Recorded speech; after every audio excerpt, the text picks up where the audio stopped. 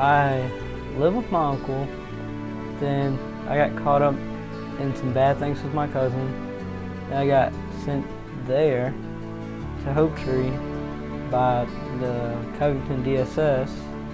That's how I got there.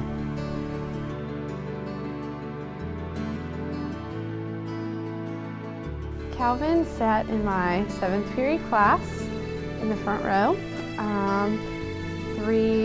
2 years ago in 9th grade. We got to know each other. He had a very funny personality. He was new to the school, but got along really well with a lot of the kids. He was a little bit of a jokester.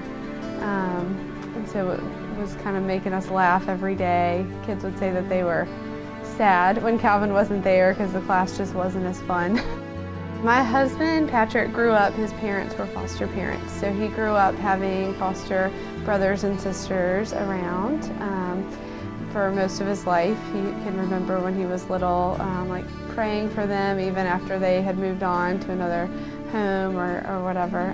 So when we got married, he had wanted to do foster care or adoption or both from the very beginning. And I was always the very hesitant one, like, I don't know if I could really do that. I might get too attached, which is true.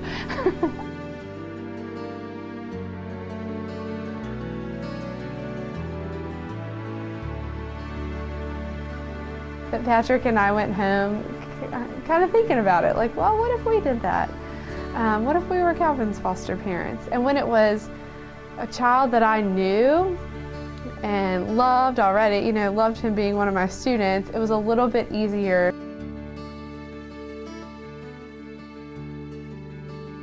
And I got a phone call from my social worker, and she says, we were looking for a foster home for you.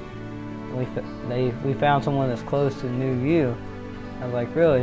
And she was like, yeah, you sat in her first period, or 7th period. It's like, I think I know who it is now.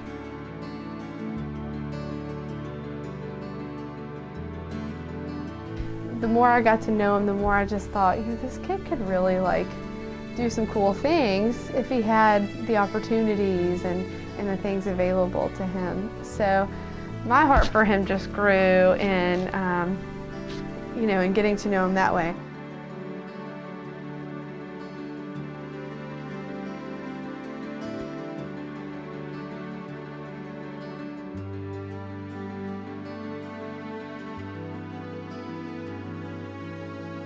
We tell Calvin all the time that he is worth the fight. He's worth us sitting up at night and arguing out stuff until we get to the resolution or whatever, because to see the progress that he has made in just a year, in terms of socially, in terms of emotionally, even physically, I think he looks like a completely different person than he did when he sat in my 9th grade room. He's lost 40 pounds, and that wasn't even with us. That was through his transition at Hope Tree as well.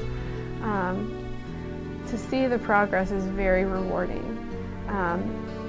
But also, we are just blessed daily by him being in our house. We laugh. I mean, he's hilarious.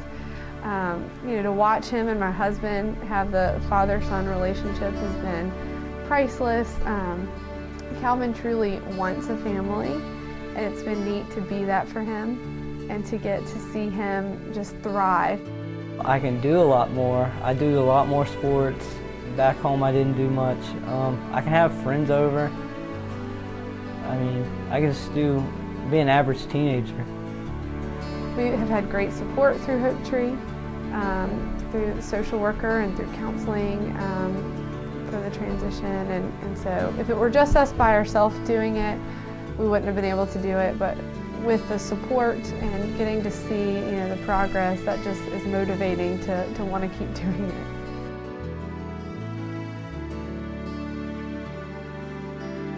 I want to become an athletic trainer and go to a college team and athletic train for them, and probably get a sports medicine degree. And I plan to go to Liberty University. Calvin has just a lot of dreams. Like today he said athletic trainer, tomorrow it may be something different. He's always, he actually does a lot of research and careers and colleges, because now I think that he knows that he's got these opportunities open. It's overwhelming to him and it's exciting to him. I mean, he's really good with people with special needs. I would love to see him do something with that. We have a couple guys at our church who have special needs, and they love Calvin, and Calvin's helping them out and sitting with them. And that would be really cool to see him do that. We've worked to make him excited about school. He's taken some advanced level courses, which he didn't think he would be able to do. So I think the more he sees what he's able to do, the more he's gonna just get excited about what's in front of him.